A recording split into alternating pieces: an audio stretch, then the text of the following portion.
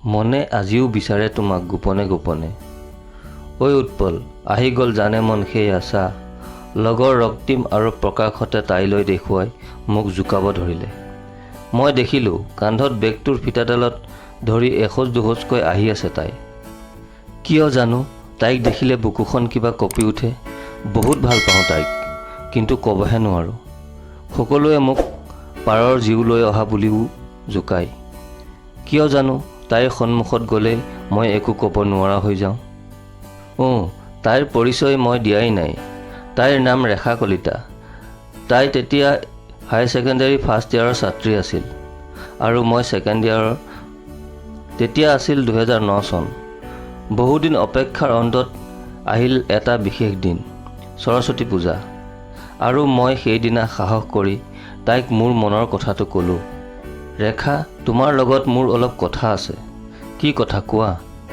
মানে এনেকৈ ক'বলৈ অলপ অসুবিধা হ'ব, তুমি অলপ আহিবা নেকি? কি ইমান ডাঙৰ কথা আছে কোৱা আকৌ ইয়াতে। হ'ব দিয়া, তুমি ব্যস্ত আছা যদি পিছতে ক'ম। এনেকৈ কৈ মই তাৰ পৰা গুচি আহিলোঁ আৰু লগৰকেইটাৰ লগত কথা পাতিব ল'লোঁ। প্ৰায় আধা ঘণ্টামান পিছত আহি মোক মোৰ এজন বন্ধুৱে ক'লে, মোক বোলে ৰেখাই বিচাৰি আছে।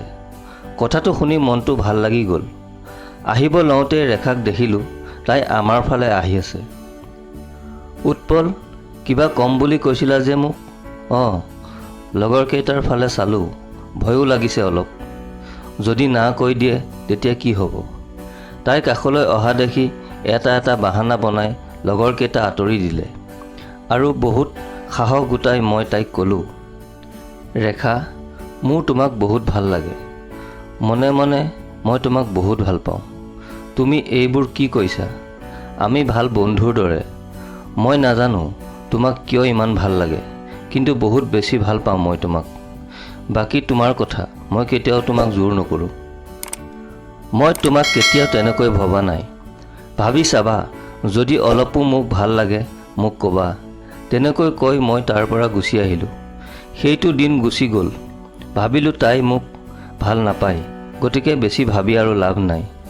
কিন্তু আচৰিতভাৱে তাৰ পিছদিনাৰ পৰাই তাইৰ মোৰ প্ৰতি ব্যৱহাৰবোৰ বেলেগ হ'ব ধৰিলে। কথাই কথাই যেন অভিমান, খং।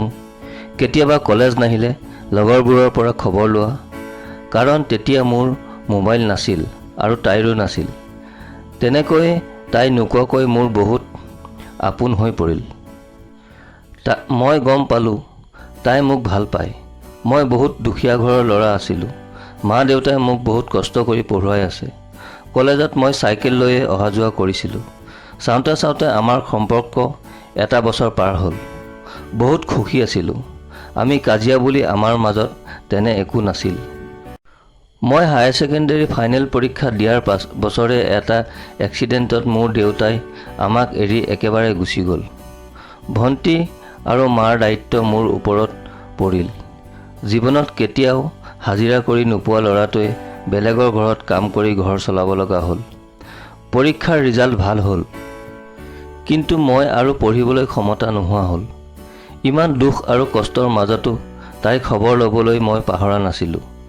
দিনটো কাম কৰি সন্ধিয়া এবাৰ হ'লেও তাইক চাবলৈ মই 7-8 কিলোমিটাৰ চাইকেল চলাই গৈছিলোঁ।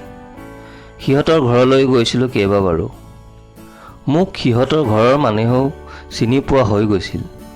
আৰু তেনেতে কাষৰ দাদা এজনে মোক গুজৰাট যোৱাৰ কথা ক'লে। ভাল দৰমহা দিব। ময়ো যোৱাটো ঠিক কৰিলোঁ। তাইক ক'লোঁ।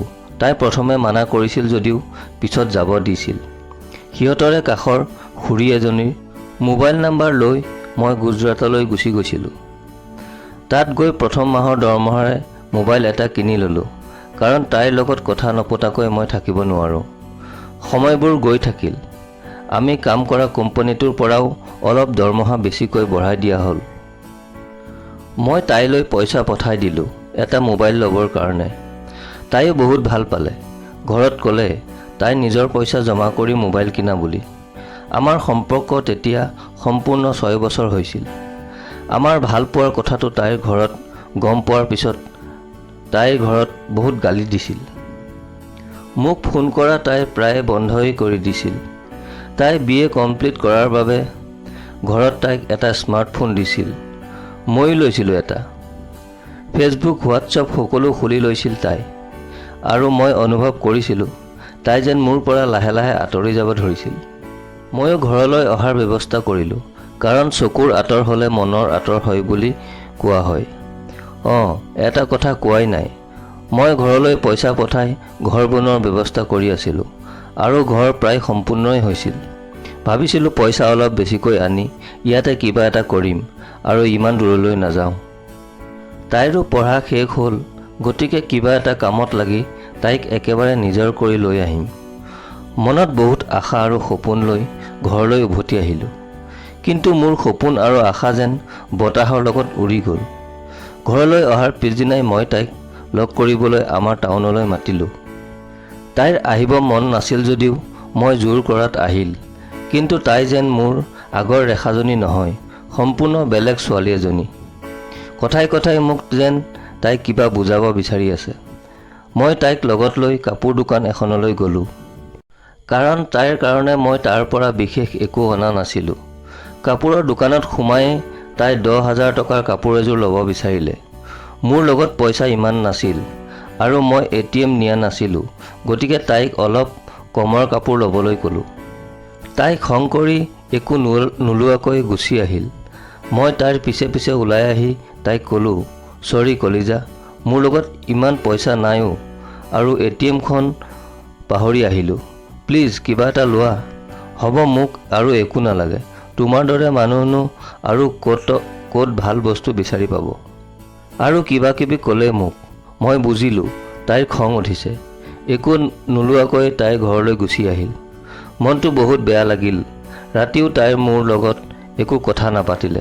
পিছদিনা ৰাতিপুৱাই মই গৈ তাইৰ পচন্দ কৰা কাপোৰযোৰ তাইলৈ লৈ আহিলোঁ আৰু তাইৰ ঘৰলৈ দিবলৈ গ'লোঁ।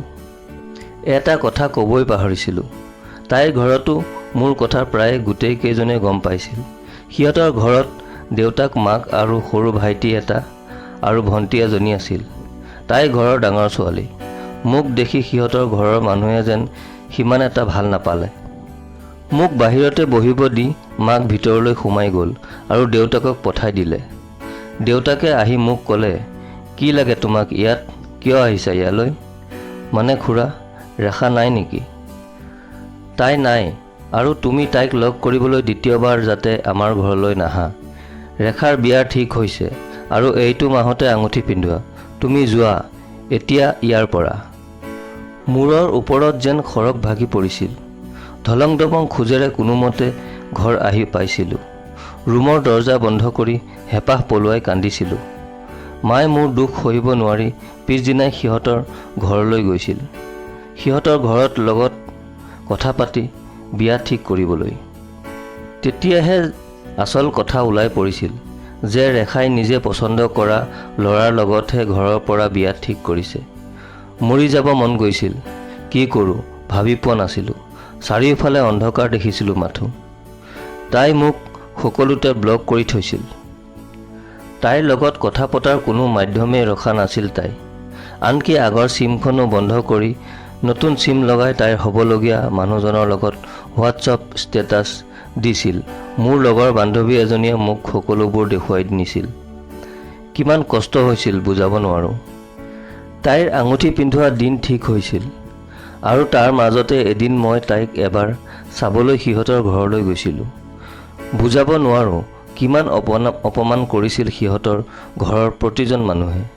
কিন্তু মই দেউতাকৰ ভৰিত ধৰিছিলোঁ, কৈছিলোঁ, "খুৰা, মই আপোনালোকৰ কোনো অসুবিধা কৰিব অহা নাই। মই আপোনাৰ ভৰিত ধৰিছোঁ। তাইক মাথো শেষবাৰৰ বাবে এবাৰ চায়ে মই গুচি যাম।" কান্দি দিছিলোঁ সিহঁতৰ ঘৰতে। পিছত তাইক মাকে উলিয়াই লৈ আহিছিল আৰু তাই কৈছিল, "কি লাগে তোক ইয়াত? কিয় আহিছা? কি ভাবিছোঁ? তোৰ দৰে ভিখাৰী এটাৰ লগত মই বিয়া হ'ম? ইমান কোৱাৰ পিছতো তই যোৱা নাই যে? লাজ বোলা বস্তুটো নাই নেকি তোৰ? চাবি কিন্তু, যদি তোৰ কাৰণে মোৰ হ'ব লগা বিয়াখনত কিবা অশান্তি হয়, তেতিয়াহ'লে মই তোৰ ঘৰত গৈ চিপজৰি ল'ম। মনত ৰাখিবি।" "হ'ব দিয়া, ইমান ক'ব নালাগে। তোমাক আৰু জীৱনত কেতিয়াও আমনি নকৰোঁ। কিন্তু তুমি বিচৰা এই কাপোৰযোৰ কেৱল তোমাৰ নামতে আনিছোঁ। এইযোৰ দিবলৈহে আহিলোঁ। যাওঁ দিয়া, বহুত সুখী হোৱা জীৱনত। আৰু নৰলোঁ, তাত গুচি আহিলোঁ। নাজানো সেই দিনকেইটা কেনেকৈ পাৰ কৰিছিলোঁ। তাই বিয়া হৈ গুচি গ'ল। তাইৰ বিয়াৰ 2 বছৰ পিছত মোকো মায়ে চাই বিয়া পাতি দিলে। কিন্তু মোৰ পত্নীক মই সকলো কথাই কৈছোঁ তাইৰ। আৰু এদিন দুদিনকৈ মোৰ বিয়াও 6 মাহ পাৰ হৈ গ'ল। আৰু এদিন হঠাতে এটা অচিনাকি নাম্বাৰৰ পৰা ফোন আহিল। ফোনটো উঠাই গম পালোঁ ৰেখা। তাই বোলে তাইৰ সংসাৰত সুখী নহয়। গিৰিয়েকে মদ খাই তাইৰ গাত হাত উঠায়। এতিয়া বুজি পাইছে তাই কি ভুল কৰিলে। দুখ লাগিছে মোৰো বহুত তাইৰ কথা শুনি। কিন্তু কি কৰিম মই এতিয়া, মোৰ জীৱনতো যেন এতিয়া কোনোবা এজনী আছে যি মোক বহুত মৰম কৰে। গতিকে তাইক মই আৰু কেতিয়াও আগৰ দৰে ভাবিব নোৱাৰোঁ। তাই মোক ফটো এখন দিছে মই দিয়া কাপোৰযোৰ পিন্ধি। মনটো দুখ লাগিছে বহুত তাইক দেখি। কিয় জানো তাইক মই বেয়াকৈ ক'ব পৰা নাই, ভাবি পোৱা নাই। কি কৰোঁ মই? তাইৰ দুখবোৰ মোকো দুখ দিছে। এয়ে আছিল মোৰ জীৱনৰ প্ৰেম। ভাবি পোৱা নাই কি কৰোঁ এতিয়া, কিবা এটা উপায় দিয়া। বন্ধুসকল, কাহিনীটো যদি ভাল লাগিল তেনেহ'লে ভিডিঅ'টিত এটি লাইক কৰি দিব। আৰু চেনেলটো যদি প্ৰথম ভিজিট কৰিছে তেনেহ'লে চেনেলটো ছাবস্ক্ৰাইব কৰি বেল আইকনটো প্ৰেছ কৰি দিবলৈ নাপাহৰিব নিতৌ এনেধৰণৰ কাহিনী পাবলৈ। আজিলৈ আহোঁ। ধন্যবাদ, নমস্কাৰ, জয় অসম।